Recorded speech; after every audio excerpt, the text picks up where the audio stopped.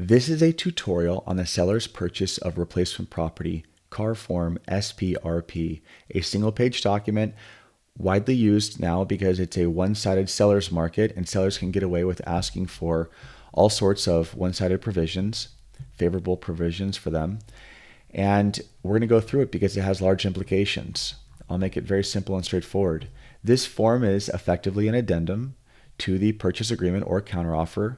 You'll check counter if that's what you're adding this onto. If not, by default, it's purchase agreement. You'll put the date of whichever form you're referring to, property address, names of the parties, paragraph 1A. So this section 1, you have A by default, or you can check box B, and then you can add C to B if you want. That's why there's an and.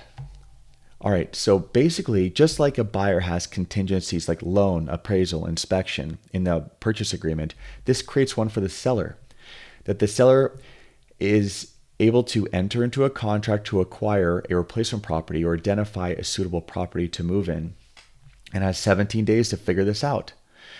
Now you can change that. You can lower or increase that number.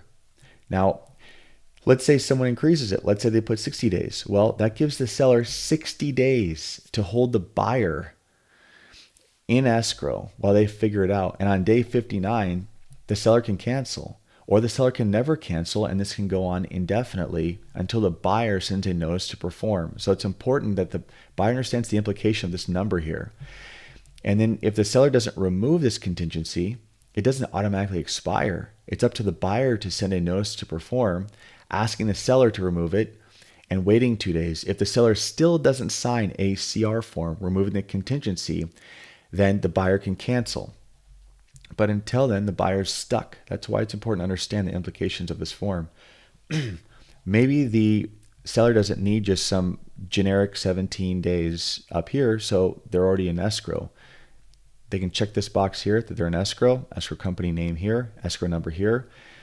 And then if they want, they can check the box, close of replacement property. The agreement is contingent on the seller's ability to close escrow on the replacement property according to that contract. This is actually poorly written because this word ability, it throws a wrench in this whole thing, because it makes sense to say subject to the seller closing on the replacement property, implying it's in escrow, or that the buyer has to wait until the seller actually closes, but then it says seller's ability. Well, what's their ability? That's a debatable and arguable term. But at its core, if someone checks this box, given that there's this text here, close of replacement property, the buyer is stuck for a long time. This is very dangerous. Time periods.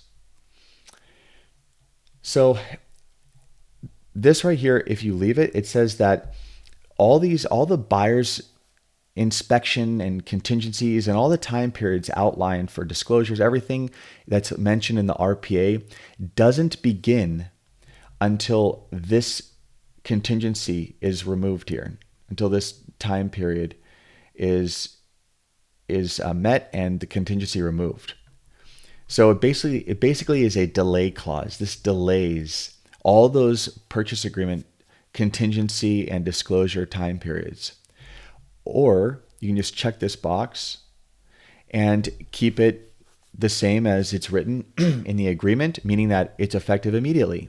So to boil it down, in case this sounds confusing, by default, this delays all the time periods in the purchase agreement.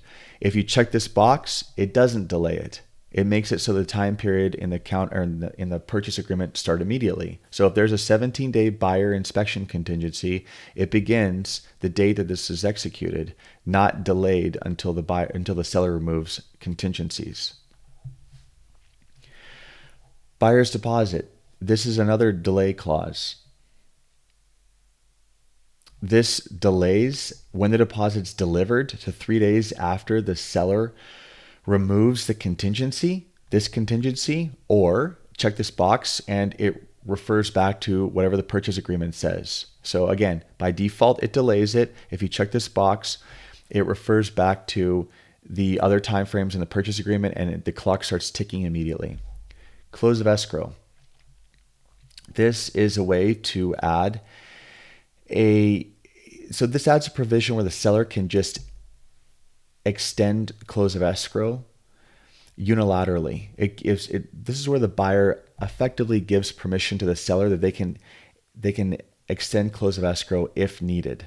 So if the seller needs to buy more time because their upleg property is moving slowly, and let's say that the parties check this box and put 5 right there, 5 additional days. It means the seller can call up the buyer later and say, hey, I know we're supposed to close on the 15th, but I'm going to need more time.